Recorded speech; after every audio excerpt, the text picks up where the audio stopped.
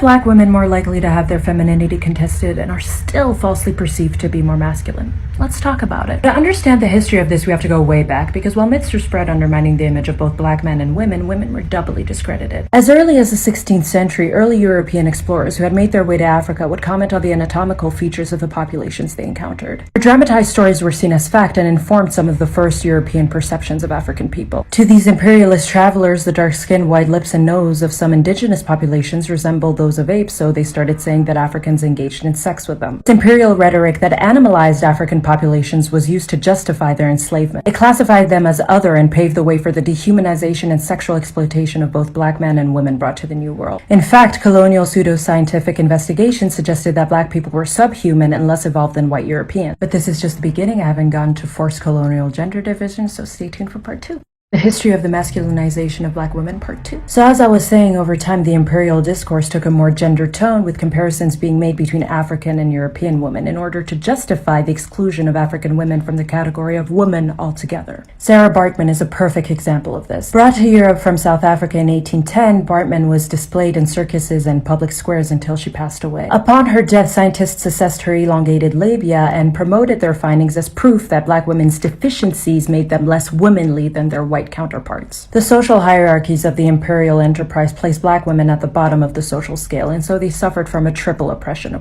from the white man, the white woman, and the black man. They were dehumanized not only as economic and reproductive property, but also as a disposable sexual commodity. I've got more coming up, so stay tuned for part 3.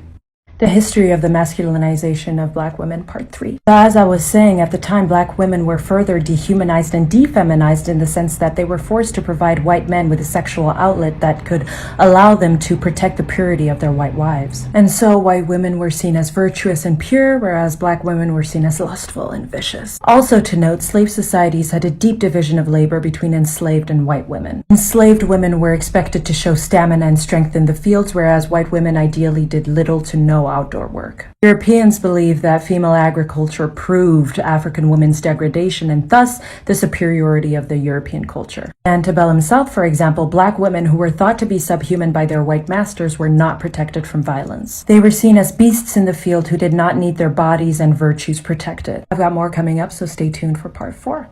The history of the masculinization of black women, part 4. So as I was saying, black women were seen as beasts on the field, which, by the way, they had to be strong in order to carry out all that forced labor, while white women were seen as true women based on their role in the home and their traits of innocence and weakness. Enslaved black women never got the chance to display the traits attributed to white women because they were always in the public sphere of work and never allowed in the private sphere of the home. Also, when punished, they were often forced to be naked, which contributed to their dehumanization and stripped away any femininity, while white women were dressed head to toe, which ensured their nobility and womanhood. And so black women were not treated like true women, but instead they were treated as if they were black men. Consequently, the stereotypes that started to emerge surrounding black women, that they were sexually promiscuous and aggressive, were used to justify the atrocities committed against them. Part 5 will be the last one in this series, so stay tuned for that.